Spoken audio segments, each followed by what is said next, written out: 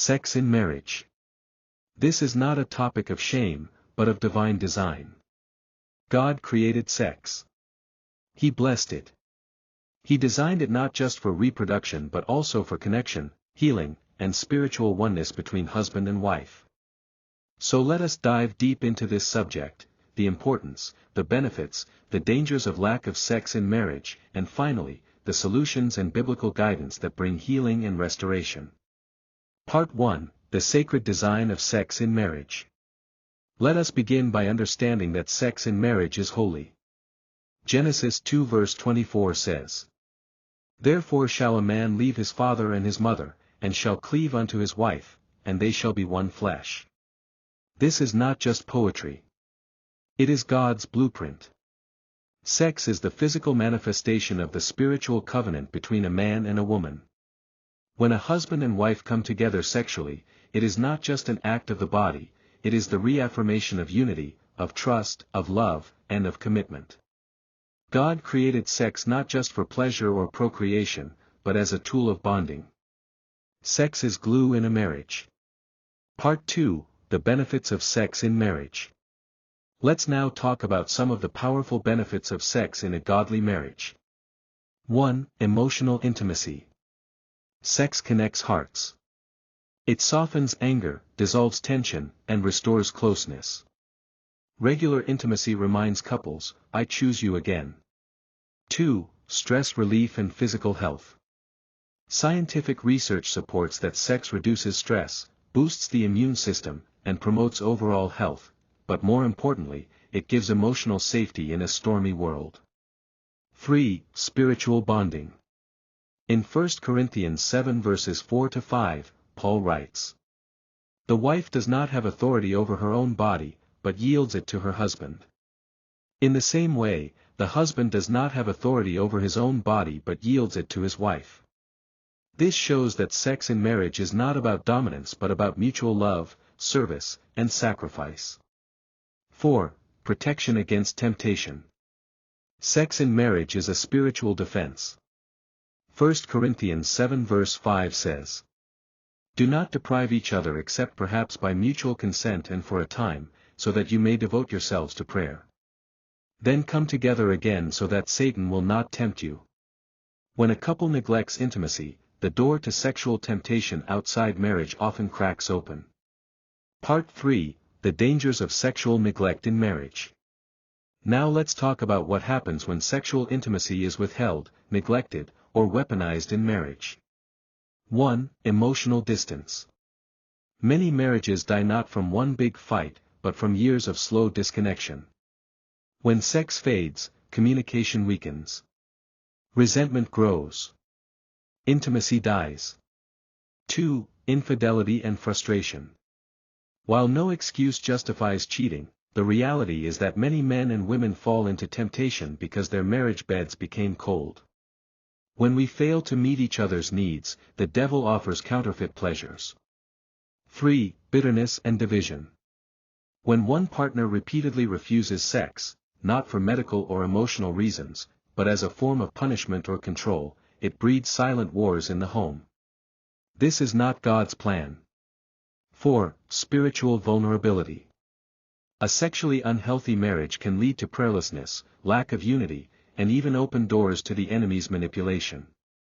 Part 4, Reasons why some couples struggle. Let us be honest, the lack of sex is sometimes not about wickedness. There are real reasons couples struggle. Past trauma. Emotional hurt. Unforgiveness. Physical exhaustion. Miscommunication. Unmet expectations. Medical conditions. If we don't deal with these root causes, sex becomes a battlefield instead of a blessing. Part 5, The Solutions, Healing the Intimacy Gap. So how do we restore what has been lost?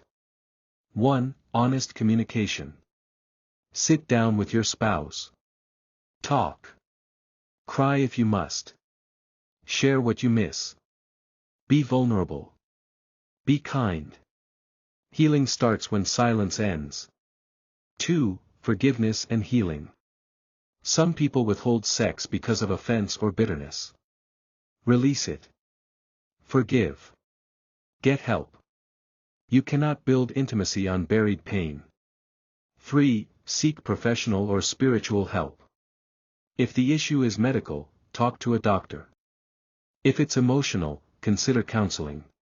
If it's spiritual, pray and fast together. Marriage is worth fighting for. 4. Reignite romance. Date again. Flirt again. Serve each other. Do something spontaneous. Sex isn't only about the act, it's about the connection. Little things build desire. 5. Pray together and for each other. James 5 verse 16 says, "Confess your faults one to another, and pray one for another, that ye may be healed." Many marriages would be healed in the bedroom if they first healed in prayer. Part 6, Final Words of Wisdom. Let me speak especially to the women and the men. To the women, your body is sacred, yes, but your husband's need for intimacy is real too. Don't see sex as a chore. See it as a gift, one that brings healing, comfort, and peace to your marriage. To the men, don't demand sex as if it's a duty. Win her heart. Make her feel safe. Love her emotionally, and her body will respond naturally. Remember, sex is not dirty. It is divine. But when misused or ignored, it can also become destructive. Part 7, Bible verses to guide your marriage bed. Here are a few scriptures to meditate on. Hebrews 13 verse 4, marriage should be honored by all, and the marriage bed kept pure. Proverbs 5 verses 18 to 19, let your fountain be blessed, and rejoice in the wife of your youth, let her breast satisfy you at all times. Song of Solomon 7 verse 10, I belong to my beloved, and his desire is for me. God is not ashamed of marital intimacy, he celebrates it. Conclusion, guard the fire. Marriage is a garden. If you neglect it, weeds will grow. If you water it, it will blossom. Sex is not everything in marriage, but when it's absent, everything else starts to suffer. Today, I encourage every couple here or watching this. Go back home. Talk. Pray. Touch. Forgive. Laugh. Rekindle.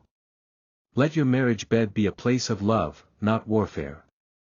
Let it be a place of healing, not punishment. Let it be a place of joy, not shame. Because when two become one flesh, in love, in grace, and in Christ, the marriage becomes a testimony of God's power to unite and restore. Amen.